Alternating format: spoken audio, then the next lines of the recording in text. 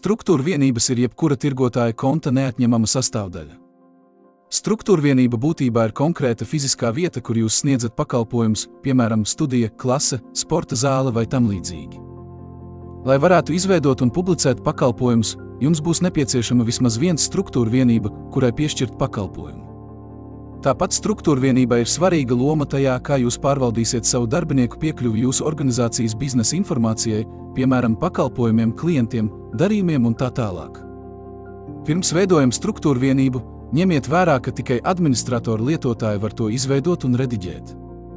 Vispirms nospiediet pogu pievienot struktūra vienību, un jūs redzēsiet modālo logu ar vairākiem laukiem. Struktūra vienības publiskais nosaukums ir nosaukums, ko jūsu klienti redzēs milī publiskajā tirgū. Īsais nosaukums ir tas, ko jūs un jūsu darbinieki redzēsiet šajā sistēmas vidē.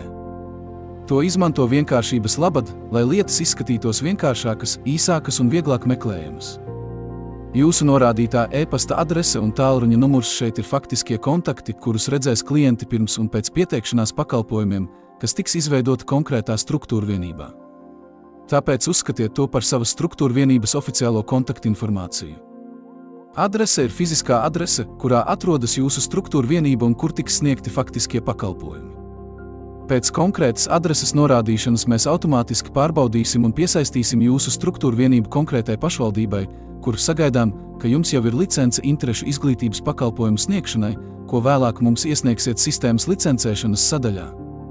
Pēc tam, kad sāksiet sniegt licencētus pakalpojumus, jūs nevarēsiet mainīt struktūra vienības adresi. Lauks, kā mūs atrast, tiks parādīts klientiem un noderēs, ja jūsu atrašanās vietu ir grūti atrast. Laukā pakalpojumu vadītāju jūs norādīsiet lietotājus no savas organizācijas ar lomu veidu pakalpojumu vadītājs.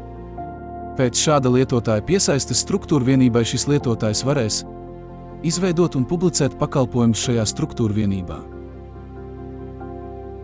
Pārvaldīt esošos pakalpojumus, tostarp notikumu grafiku, aizvietošanas un tā tālāk. Redzēt visus struktūra vienības lietotājus. Aicināt un pārvaldīt atsevišķus lietotāju veidus šajā struktūra vienībā. Redzēt biznesa informāciju par visiem šīs struktūra vienības pakalpojumiem, piemēram, klientiem, viņu līgumiem, darījumiem, apmeklējumiem, ieņēmumu atskaitēm un tā tālāk. Parasti lietotāji, kurus šeit piesaistīsiet, ir jūsu faktiskie vadītāji visai struktūra vienībai. Pakalpojumu sniedzēja laukā jūs piesaistīsiet lietotājus no savas organizācijas, kam ir lomas veids, pakalpojumu sniedzējs. Ar tiem tiek parasti saprasti darbinieki, kas faktiski sniedz pakalpojumu, piemēram, treneri, instruktori, skolotāji un tā tālāk. Šādiem lietotājiem ir ļoti ierobežota vispārējā pieejamā saskarne sistēmai, kā arī tiesības šajā struktūra vienībās. Piemēram, viņi redzēs citus lietotājus struktūra vienībā, taču viņi varēs redzēt tikai pakalpojumus, kuros šie lietotāji ir piesaistīti kā pakalpojumu sniedzēji. Plašāku informāciju par šo lietotāju veidu var skatīt lietotāju sadaļas apmācībā.